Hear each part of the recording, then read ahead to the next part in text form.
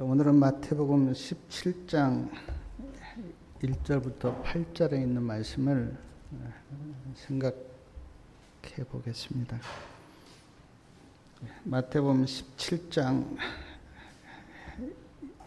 1절을 보면 엿새 후에 예수께서 베드로와 야고보와 그 형제 요한을 데리시고 따로 높은 산에 올라가셨더니, 예수님께서 베드로, 야고보, 요한을 데리고 높은 산에 올라가셨습니다. 엿새 후에 그랬는데 예수님께서 가이사라 빌립보 지방을 다녀오신 엿새 후, 그런 뜻입니다. 예수님께서 제가 그 시대소망에 보니까 저녁 무렵 해가 이렇게 넘어가려고 하는 그때에 베드로하고 야고보하고 요한을 데리고 산에 올라가셨는데 그 산 이름은 성경에 나오지 않습니다. 그래서 그 산을 우리가 어떻게 부르냐면 예수님이 변화되셨다 해서 그냥 변화산 그렇게 부릅니다. 예수님께서 산에 올라가신 이유가 마태복음에는 나와 있지 않고 누가복음 9장 28절에 보니까 기도하시러 산에 올라가셨다, 그렇게 누가복음에 그렇게 나옵니다. 기도하시러 산에 올라가셨어요. 우리가 예수님의 그 생애를 이렇게 돌아보면 낮에는 주로 말씀 전하시고 또 진리를 가르치시고 병자를 치료하시고 영혼을 구원하시고 낮에는 이제 주로 그렇게 생활하셨고, 밤이나 새벽에는 예수님이 주로 기도하셨어요. 물론 기도가 여러 가지 의미가 있겠죠. 그러나 기도의 가장 중요한 의미는 하나님과 교제하시는 거예요. 내 마음을 하나님께 드리고 또 내 속에 있는 내 어떤 생각을 하나님께 말씀드리고 또 하나님의 말씀을 듣고 영적인 교제가 이제 기도를 통해서 이루어지죠. 그래서 저는 그 기도라고 하는 게 축복이라고 생각해요. 왜냐하면 하나님과 조용히 기도하는 시간이니까, 이렇게 교제하는 시간이니까요. 예수님께서 세 제자들을 데리고 산에 올라가셨는데 처음에는 세 제자와 함께 기도하셨어요. 근데 시대소망체가 읽어보니까 곧 이어서 제자들은 너무 피곤해서 잠이 들었습니다. 그리고 예수님 혼자 기도하셨어요. 예수님께서 어떤 기도를 하셨는가? 두 가지인데, 첫째는 곧 십자가를 지실 예수님 자신을 위해서도 기도하셨어요. 그리고 제자들을 위해서 기도하셨다, 그렇게 나옵니다. 제자들을 위해서 어떤 기도를 하셨는가? 예수님의 그 하늘에서의 모습을 제자들에게 보여주심으로 예수님이 누구신지 제자들이 알도록 그렇게 기도하셨고, 또 하나님의 나라를 제자들이 보도록 기도하셨고, 예수님의 신성을 보므로 예수님이 누구신가를 알고 십자가의 구속의 경륜을 깨닫도록 그렇게 하여달라고 예수님이 기도하셨어요. 오늘 우리에게도 다 필요한 기도입니다. 근데 예수님의 기도가 응답된 거예요. 예수님이, 인간이신 예수님이 신성의 모습으로 갑자기 변화되신 거예요. 자, 어떻게 변화됐는지 마태복음 17장 2절 말씀 우리 다 같이 한번 읽어보겠습니다. 2절 말씀이요. 저희 앞에서 변형되사 그 얼굴이 해같이 빛나며 옷이 빛과 같이 휘어졌더라. 이렇게 예수님이 변한 거예요. 얼굴이 해같이 빛났다. 옷이 빛과 같이 휘어졌다. 그러니까 하늘에서 예수님이 계셨던 그 모습으로 이제 바뀐 겁니다. 제가 이 말씀 이렇게 묵상하면서 제 생애를 돌아봤는데 제가 처음 예수님을 믿었을 때 예수님이 너무너무 보고 싶은 거예요. 그래서 하루는 기도를 간절히 했어요. 예수님, 꿈에라도 한번 나타나 주십시오 라고 간절히 기도를 했는데 한 3일 후에 꿈에 예수님이 나타나셨어요. 근데 꿈에 예수님을 제가 지금 정확하게 기억은 못하지만 그때 제 생각이 너무너무 예수님의 모습이 막 광채가 나고 영광스러운 거예요. 그래서 한동안 제 기억 속에 그 예수님의 모습이 있었습니다. 변화된 예수님께서 3절 말씀에 보니까 모세하고 엘리야하고 함께 이제 말씀을 나누셨는데 3절 말씀도 우리가 좀 같이 한번 읽어보겠습니다. 때에 모세와 엘리야가 예수로 더불어 말씀하신 것이 저희에게 보이거늘. 모세하고 엘리야하고 예수님이 세 분이 이제 말씀을 나누신 거예요. 왜 하필 그 많은 믿음의 사람들 중에 모세와 엘리야일까? 제가 물었어요. 증언의 말씀에 보니까 시대의 소망 422페이지에 보니까 이런 말씀이 있었습니다. 모세는 의인의 부활 때에 무덤에서 나올 자들을 대표하였다. 그러니까 죽었다가 무덤에서 부활할 자들을 대표했다는 거예요. 모세가 그렇잖아요. 죽었는데 다시 부활해서 하늘로 갔잖아요. 엘리야는 죽음을 보지 않고 하늘로 변화되어 올라간 엘리야는 그리스도께서 재림하실 때에 지상에 살아남아 있을 자들을 대표하였다.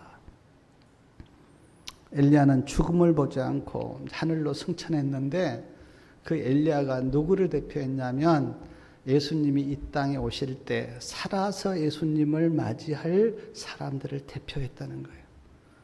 그러니까 모세는 죽었다가 부활해서 하늘에 갈 사람들을 대표하고 엘리야는 살아서 예수님을 맞이하고 하늘에 갈 사람들을 대표하고,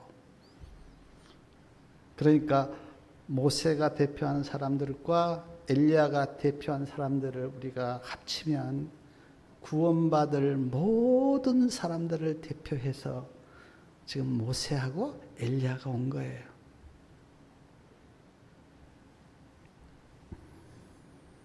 자, 엘리야하고 모세하고 와서 예수님과 어떤 말씀을 나누었는지 지금 마태복음에 나와 있지 않는데 집에 가서 한번 찾아보십시오. 누가복음 9장 31절에 보면 이런 말씀이 기록되어 있습니다.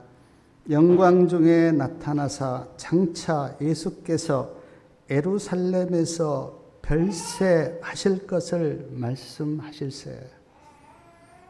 앞으로 예루살렘에서 예수님의 별세하실 것, 다시 말하면 예수님이 십자가를 지시고 죽으실 것에 대해서 말씀을 나눴다는 거예요. 자, 어떤 말씀을 나눴는지 성경에는 기록되어 있지 않는데 제가 이 말씀을 이렇게 생각하면서 상상을 해봤어요. 모세와 엘리야가 예수님께 어떤 말씀을 드렸을까? 제가 생각해 보니까 제 생각에 이런 말씀을 드렸을 것 같습니다.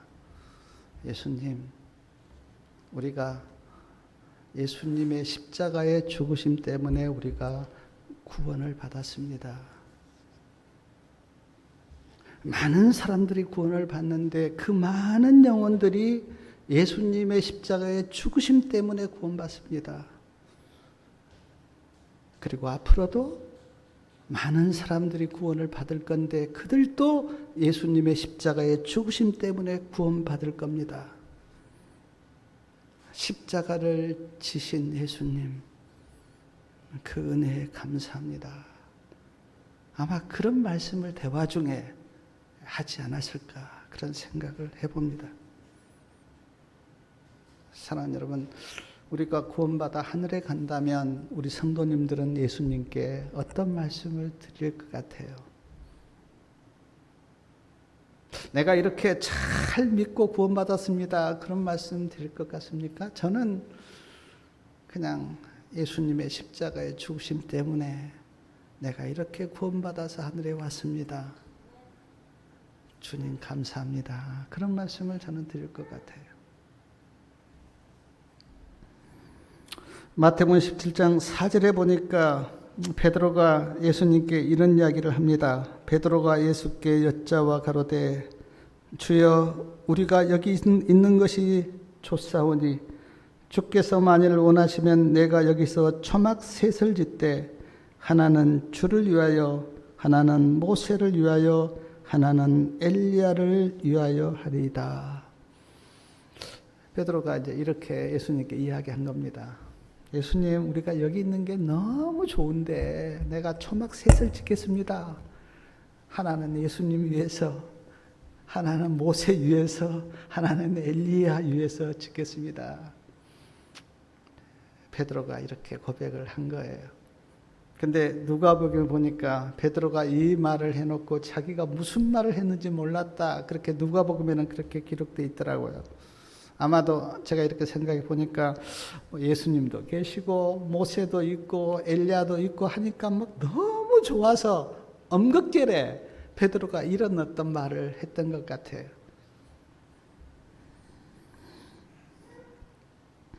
요한복음 9장 19절과 20절에 보면 빌라도가 예수님 십자가 위에 히브리 말과 로마 말과 헬라 말로 패를 하나 써서 달았는데 그 패에 무슨 글이 써져 있었습니까? 유대인의 왕 예수. 그 패를 빌라도가 예수님 십자가 위에 이렇게 달았어요. 그런데 애내신에 보니까 빌라도가 자기 생각을 해서 그 글을 쓴 것이 아니라 천사가 빌라도의 손을 빌려서 썼다. 그걸 우리는 하나님이 역사하셨다. 그렇게 우리는 말합니다. 우리도 살다 보면 내 생각과 다르게 내가 말할 때가 있고 내 생각과 다르게 행동할 때가 있는데 그것은 다 하나님의 역사하심이에요. 우리는 성령의 이끄심을 따라서 말하고 행동하는 것이 믿음으로 사는 거예요. 근데 지금 베드로가 언급결에 이렇게 이야기 이제 한 건데, 그러나 우리가 이 모든 역사하심에 대해서 하나님이 개입하셨다 그렇게 보여집니다. 그리고 5절에 보니까 이제 하늘에서 소리가 들렸는데 5절 말씀 우리 다 같이 한번 읽어보겠습니다. 말할 때에 호련히 빛난 구름이 저희를 덮으며 구름 속에서 소리가 나서 가로되 이는 내 사랑하는 아들이요 내 기뻐하는 자니 너희는 저의 말을 들으라 하는지라. 이는 내 사랑하는 아들이요 내 기뻐하는 자라라는 소리가 하늘에서 들렸어요. 이 소리는 또 언제 들렸습니까?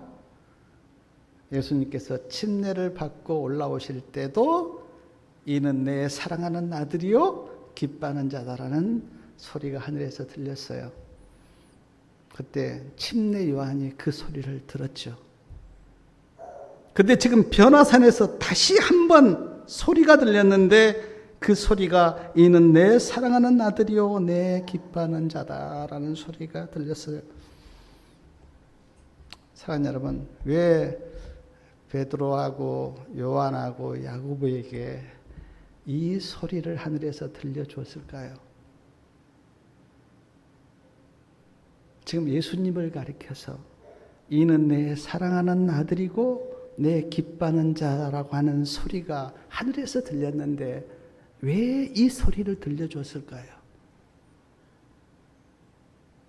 제자들이 예수님이 누구신가 확실히 알고 예수님을 믿는 믿음이 견고하게 서라고, 이분이 하나님의 아들이야, 하나님이 기뻐하시는 자야 라고 하는 소리를 하늘에서 들려준 거예요.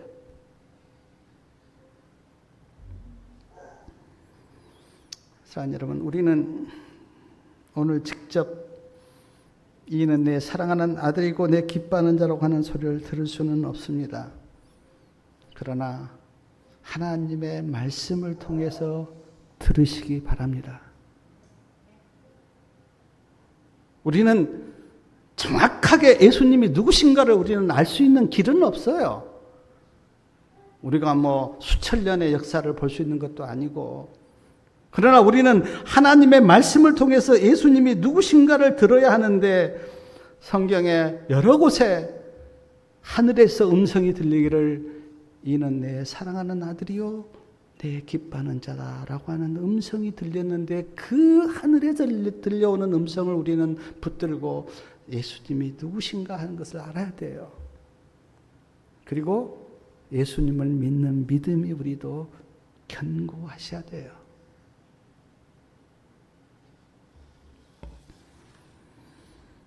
이는 내 사랑하는 아들이요 내 기뻐하는 자라는 말씀을 하신 후 5절 끝에 보니까 우리가 읽었지만 너희는 저의 말을 들으라, 그렇게 말씀하셨어요. 여기에서 너희는 베드로, 요한, 야고보 세 사람을 가리키지만 그러나 우리도 여기 안에 포함되지 않아요. 하나님께서 우리에게 너희는 예수님의 말씀을 들으라. 근데 그 소리가 얼마나 그 유엄 있고 우렁찼는지 6절에 보니까 제자들이 어떻습니까? 듣고 엎드려 심히 두려워하니, 제자들이 그 하늘에서 들려오는 그 음성, 그 소리에 대해서 막 제자들이 심히 두렵고 이제 엎드려 있었어요. 근데 7절 말씀 우리 다 같이 한번 읽겠습니다. 예수께서 나와 저희에게 손을 대시며 가라사대 일어나라 두려워 말라 하신대. 그때 예수님이 제자들에게 와서 손을 대셨다 그랬는데 이 손을 대셨다고 하는 말이 무슨 의미일까요? 저는 이렇게 말씀을 묵상해 보니까 이제 안아주시고 제자들을 붙잡아 주시고 위로해 주시면서 그래 내가 너희와 함께 있으니 두려워하지 마라, 무서워하지 말라, 그렇게 예수님이 지금 오셔서 제자들을 붙잡아 주신 거예요. 사랑하는 여러분, 오늘 우리와도 예수님은 함께 계십니다. 이런 말씀 앞에서 혹시 우리가 영적으로 두렵고 무서워하고 있다면 예수님께서 우리에게도 말씀하세요. 두려워하지 마라. 영적으로 우리가 쓰러져 있거나 엎드려져 있다면 주님께서 손을 붙잡으면서 말씀하십니다. 일어나라. 일어나라. 근데 이제 마지막 8절에 보니까 제자들이 눈을 들고 보매 오직 예수 외에는 아무도 보이지 아니하더라. 제자들이 일어나서 보니까 이제 엘리야도 사라졌어요. 모세도 없어졌어요. 그리고 예수님 혼자만, 예수님 한 분만 남아있다라는 말씀이 오늘 말씀의 줄거리입니다. 제가 오늘 말씀을 이렇게 묵상하면서 4가지 영적인 교훈을 받았는데 그 4가지 영적 교훈에 대해서 이 시간 좀 나누려고 합니다. 예수님께서 변화산에 가셔서 베드로하고 요한하고 야고보를 위해서 기도하셨어요. 첫 번째 제가 생각하고 싶은 것은 예수님이 지금 제자들을 위해서 기도하셨는데 오늘 예수님은 나를 위해서 어떤 기도를 드리실까 한번 생각해 보고 싶어요. 지금 예수님께서 우리가 알기는 하늘 지성소에서 기도하고 계신다 그렇게 우리가 알고 있는데 어떤 기도를 드리실까요? 제가 생각해 보니까 복음 믿고 구원받으라고 그렇게 기도하실 것 같습니다. 복음을 믿고 구원을 받으라. 내가 너희를 위해서 십자가를 지시고 너희 죄값을 다 갚았는데 그 복음을 믿고 구원받아서 하늘에 와라. 그렇게 기도하실 것 같아요. 믿음으로 살라고 기도하실 것 같습니다. 믿음으로 살아라. 내 생각대로 세상 따라서 살지 말고 믿음으로 살아라. 로마서 1장에도 나와 있고 하박국 2장 4절에도 나와 있는데 의인은 그 믿음으로 말미암아 살리라.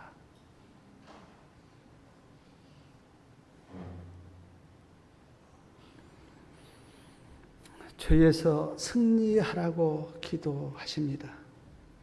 죄에서 승리하라. 죄가 너무너무 망연돼 있어요.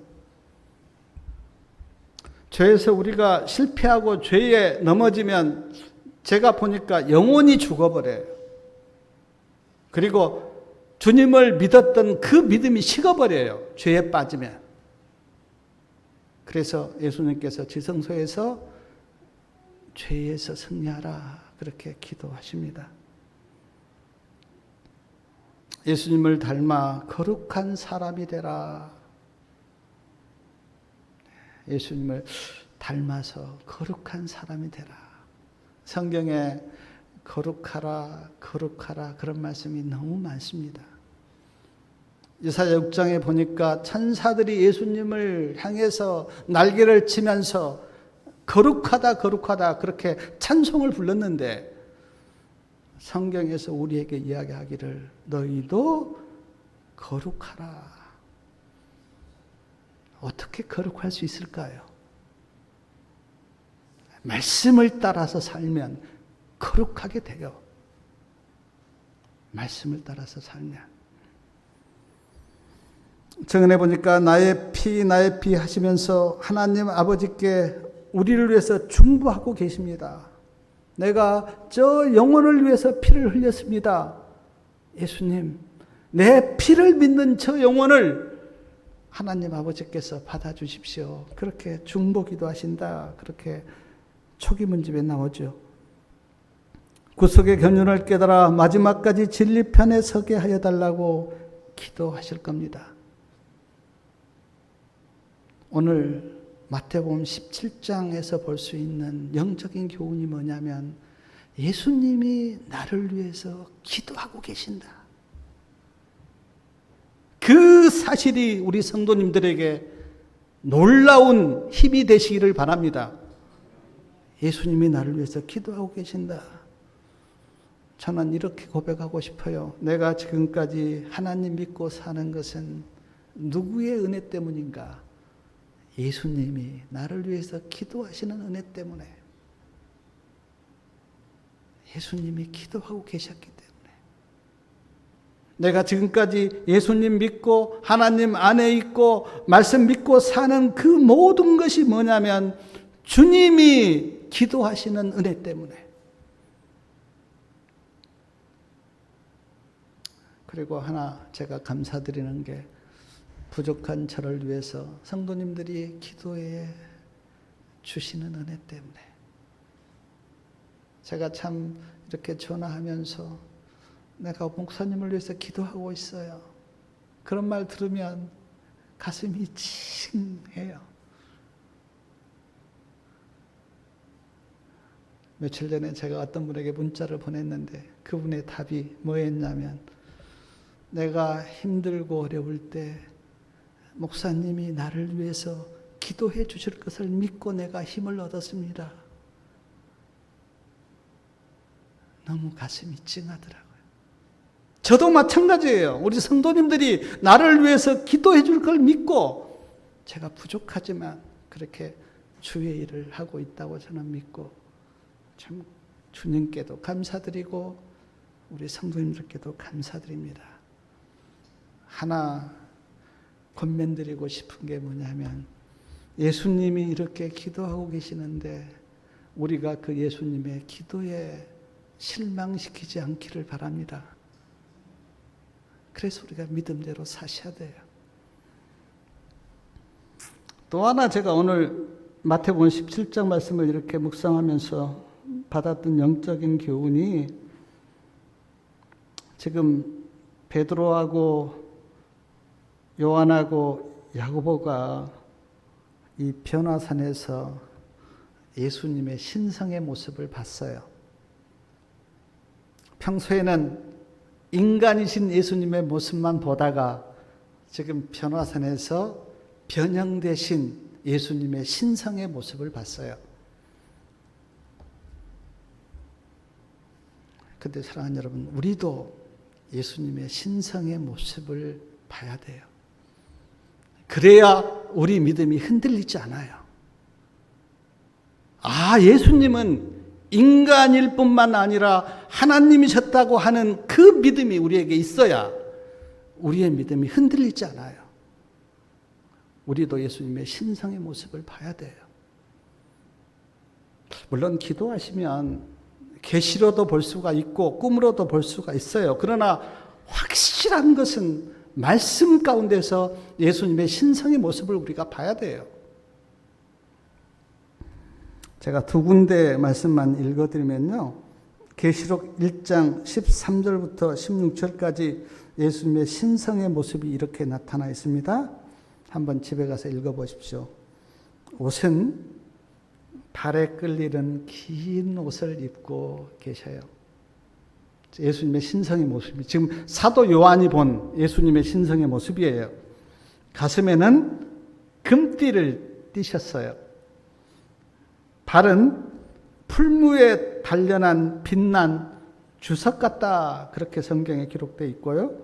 음성은 많은 물소리 같고 얼굴은 해가 비추는 것 같더라. 요한계시록 1장에 예수님의 신성의 모습이 이렇게 나와 있습니다. 다니엘서 10장 5절과 6절에는 예수님의 신성의 모습이 이렇게 나와 있는데, 세마포 옷을 입으셨고 허리에는 금띠를 띠고 몸은 황옥 같으시고 얼굴은 번갯빛 같으시고 눈은 횃불 같으시고 팔과 발은 빛난 녹 같으시고 말소리는 무리의 소리와 같더라. 제가 어떻게 설명은 못하겠습니다. 그러나 지금 다니엘과 사도 요한이 예수님의 신성의 모습을 이렇게 봤어요. 우리가 이걸 보면 예수님은 정말 인간이 아니시고 그 하나님이셨던 그 예수님의 모습이 성경에 이렇게 기록되어 있는데, 사랑하는 여러분, 왜 이렇게 성경에 예수님의 신성의 모습을 우리에게 보여줄까? 예수님은 하나님이시니까 너희들이 그 예수님을 믿는 믿음이 흔들리지 말고 견고하라고, 그렇게 신성의 모습을 우리에게 보여주고 있어요. 직접 계시나 꿈으로 예수님의 신성의 모습을 볼 수 있으면 더 좋겠지만, 그러나 혹시 못 본다 하더라도 우리는 말씀을 통해서 예수님의 신성의 모습을 보고 예수님을 굳게 붙들어야 돼요. 그러라고 성경에 예수님의 신성의 모습을 이렇게 보여주는 거예요. 예수님은 하나님이셔. 그 하나님이신 예수님의 모습이 이렇다고 하는 것을 우리에게 보여주고 있는 거예요. 예수님이 왜 우리의 구원자이십니까? 인간으로서는 인간을 붙드시고 하나님이시니까 하나님을 붙드시고, 그래서 하나님과 인간을 연결시킨 분이 예수님이세요. 그러므로 인간이 하나님과 연결되려면 하나님이시면서 인간이셔야 돼요. 그래서 예수님께서 하나님이신 그분이 인간으로 오신 거예요.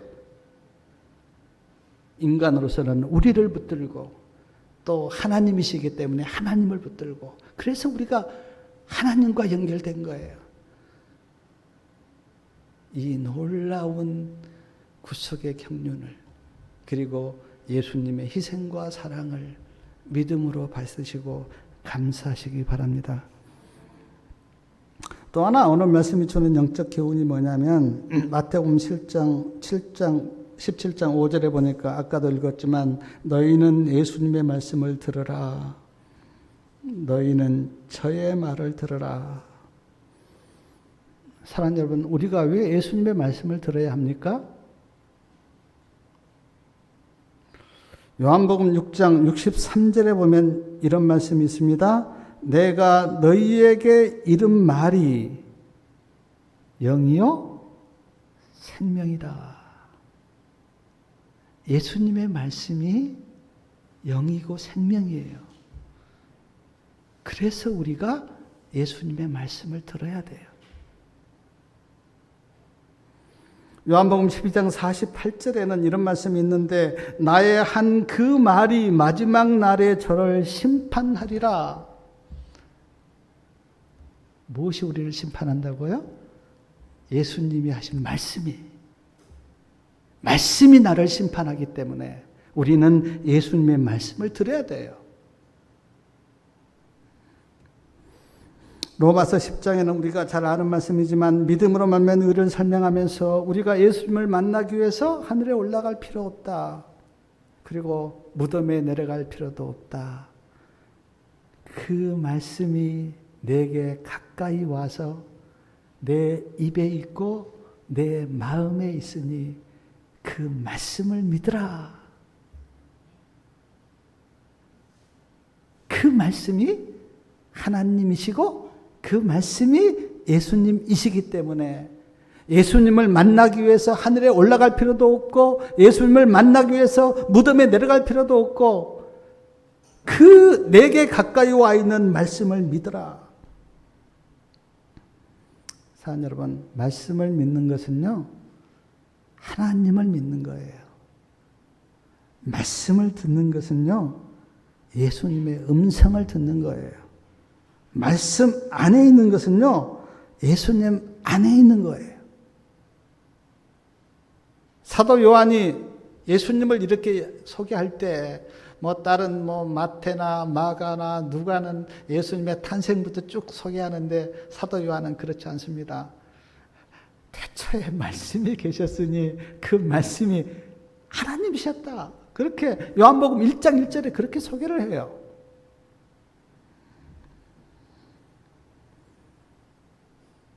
사랑하는 여러분, 오늘 우리에게 너희는 예수님의 말씀을 들으라 그렇게 말씀하셨는데, 사랑하는 여러분, 예수님의 말씀을 잘 들으시고 그 말씀대로 사시고, 그래서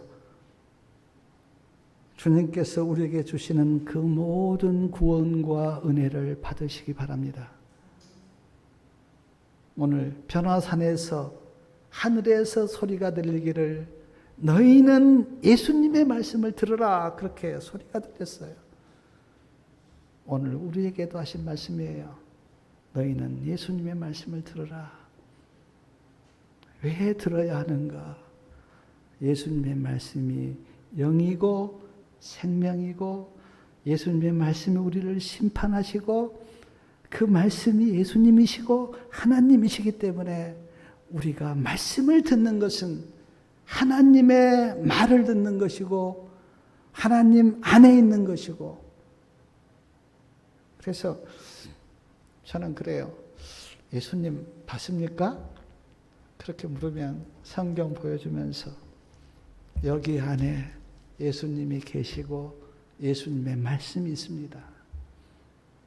이 말씀 믿으면 예수님 믿는 것이고, 이 말씀 들으면 예수님 음성 듣는 것이고, 이 말씀 안에 있으면 예수님 안에 있는 것입니다.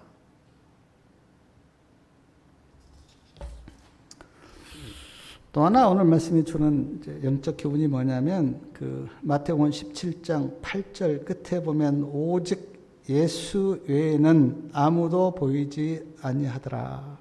그렇게 말씀하시고요. 누가복음 한번 찾아볼까요? 누가복음 9장 36절에 보면,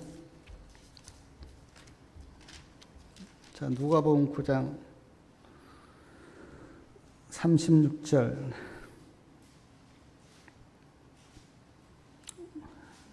36절에 보면 소리가 그침에 오직 예수만 보이시더라. 이제 오직 예수만 보였어요. 자, 오직 예수만 보였어요. 예수 외에는 아무도 보이지 않았습니다. 저는 이 말씀을 묵상하면서 제가 이런 기도 드렸습니다. 예수님이 보이게 하여 주십시오. 세상 명예가 보이지 않고 예수님이 보이게 하여 주시고, 사람들의 죄가 보이지 않고 예수님이 보이게 하여 주시고, 세상 물질이 좋아 보이지 않고 예수님이 보이게 하여 주십시오. 저는 이런 기도를 드렸어요. 지금 베드로와 요한과 야고보 눈에 아무것도 보이지 않고 오직 예수만 보였어요.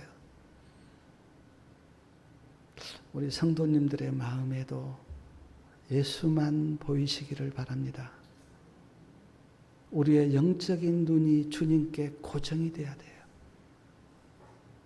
예수님이 보이면 시험에 드는 일이 없어요. 예수님이 안 보이면 시험에 빠집니다. 우리 삶 속에서 시험이 없어서가 아니라 예수님이 눈에 보이면 시험에 들지 않아요. 근데 예수님이 안 보이면 시험에 빠져요. 시험이 없게 해달라고 그런 기도를 물론 하실 수가 있지만, 그런 기도 한들 우리의 삶 속에는 시험이 너무너무 많습니다. 근데 그 시험을 이길 수 있는 길이 뭐냐면, 예수님이 보여버리면 시험이 안 돼요. 근데 예수님이 안 보이면 매사에 시험이 돼요. 예수님이 보이셔야 돼요. 예수님이 보이면 은혜가 충만합니다. 근데 예수님이 안 보이면 은혜가 없어요.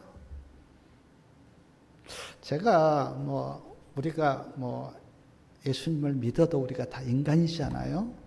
우리의 육이 거듭난 건 아닙니다. 우리의 마음속에 성령의 임재가 있고 예수님의 은혜가 있어서 우리가 거듭났지, 우리의 육이 거듭난 건 아니에요. 근데 제가 이제 이 말씀 이렇게 설교 쓰면서 성경이 그래서 좀 미안한데, 성경이가 어쩔 때는 좀 늦어요. 늦게 나와요. 제가 이제 차를 기다리고 있는데 은혜가 없을 때는 막 늦게 나온 게 그렇게 미운 거예요. 그래서 제가 몇 번 화도 냈어요. 아빠가 기다리고 있는데 왜 이렇게 늦냐? 근데 내가 은혜를 쫙 받고 가면요, 늦어도 전혀 화가 안 나는 거예요. 제가 그걸 경험하면서, 그래, 우리에게는 은혜가 필요하다. 은혜가 필요하면 좀 잘못해도 화가 안 나요. 근데 은혜가 떨어지면 인간의 본능 그대로 나와요. 그래서 예수님이 쫙 보이면 은혜가 충만하고, 은혜가 충만하면 우리가 시험에 안 빠져요. 예수님이 보이면 믿음으로 살게 될 겁니다. 예수님이 보이는데 어떻게 믿음으로 안 사시겠어요? 근데 예수님이 안 보이면 믿음으로 못 살죠. 정말 영적인 눈을 떠서 선명하게 천국이 보이고 그 예수님의 어떤 모습이 말씀 가운데서 보여지면 우리가 믿음으로 살죠. 근데 예수님이 다 가려져서 안 보이고, 성경에 보면 고린도 후서인가요? 수건이 딱 내 앞을 가리고 안 보이면 믿음으로 못 살죠. 예수님이 보이시기 바랍니다. 예수님이 보이면 자연스럽게 예수님을 닮게 될 겁니다. 저는 가끔 이렇게 버스를 타고 가다가 예수님의 생애를 쫙 그려봐요. 예수님이 태어나면서 또 목수일을 하면서 자라시는 것, 침례를 받으시고 공생애를 시작하신 것, 갈릴리부터 시작해서 유대를 이렇게 도시면서 복음 전하시고, 또 바리새인들에게 시험당하시고, 또 한 영혼을 어떻게 추구하신 것, 그리고 마지막 그 겟세마네에서부터 십자가의 길을 쭉 가시고, 십자가에서 죽으시고 부활하시고 하늘에 승천하시고, 그런 예수님의 생애를 쫙 그려보면 예수님의 생애가 선명하게 내게 이렇게 나오면서 세상 영광과 세상의 명예가 사라져요. 예수님이 선명하게 보이면. 사랑하는 여러분, 우리가 최소한 예수님을 믿는 사람이라면 예수님의 생애가 내 마음속에 선명하게 그려지도록 우리가 예수님을 연구를 해야 돼요. 그러면 믿음으로 살아요. 그런데 예수님이 전혀 안 보인다. 믿음으로 못 살죠. 저는 베드로하고 요한과 야고보가 아무것도 안 보이고 예수님만 보였다고 하는 그 말씀이 저에게는 너무너무 귀하게, 나도 그렇지, 나도 예수님만 보이게 그렇게 해야지.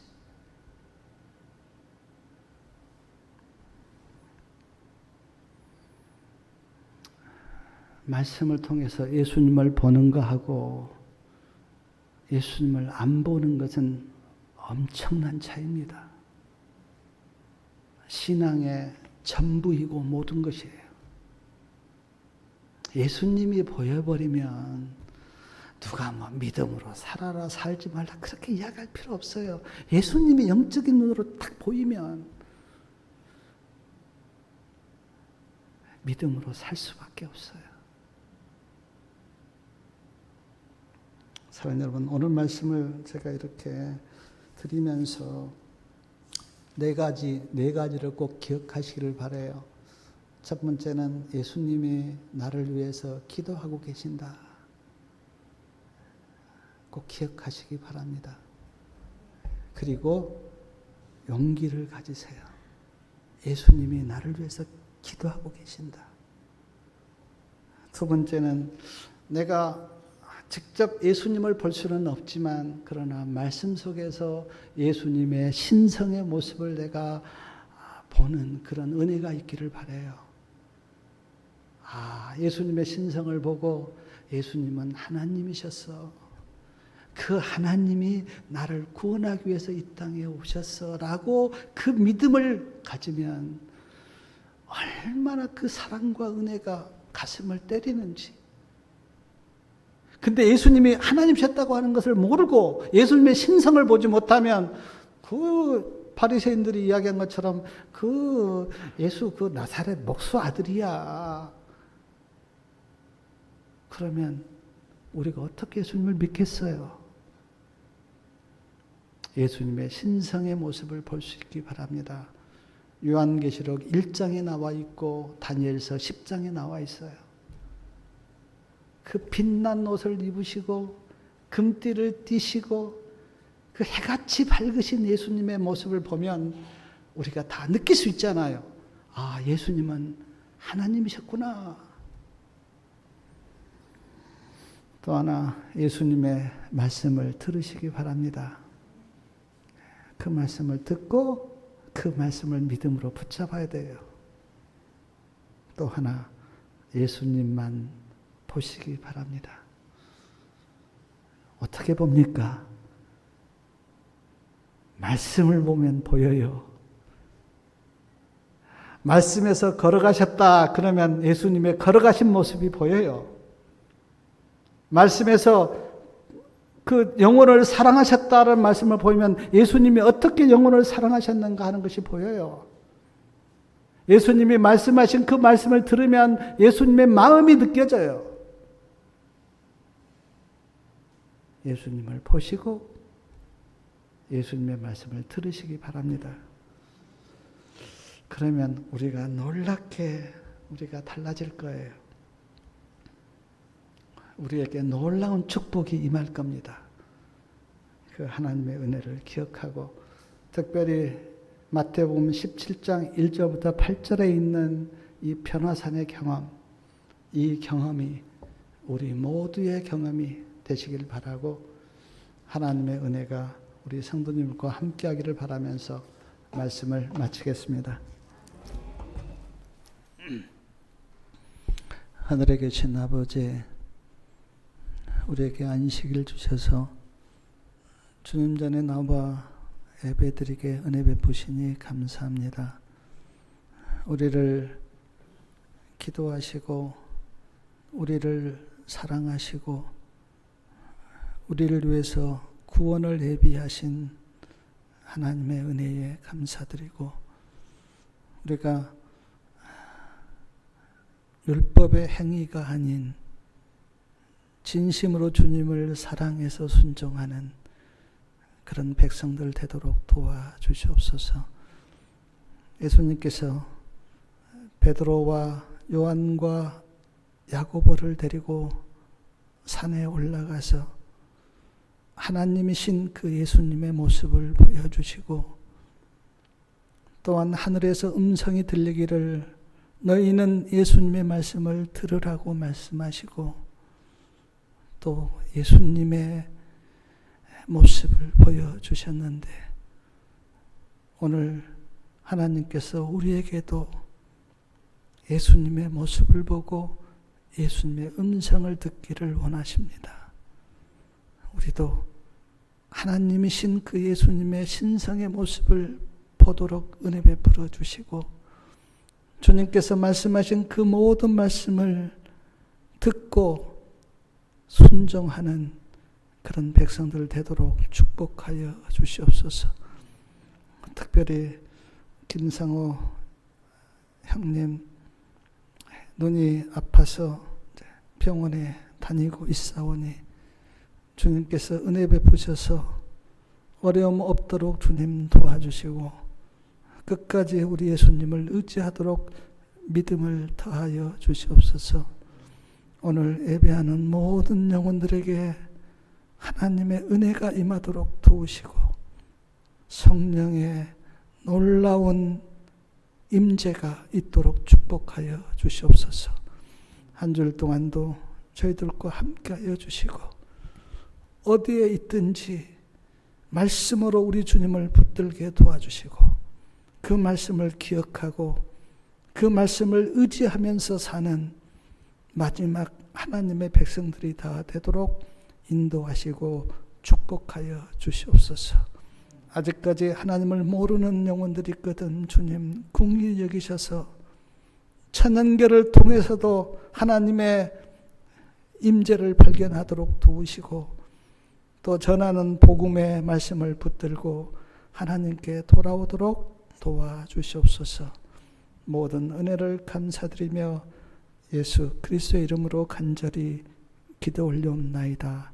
아멘.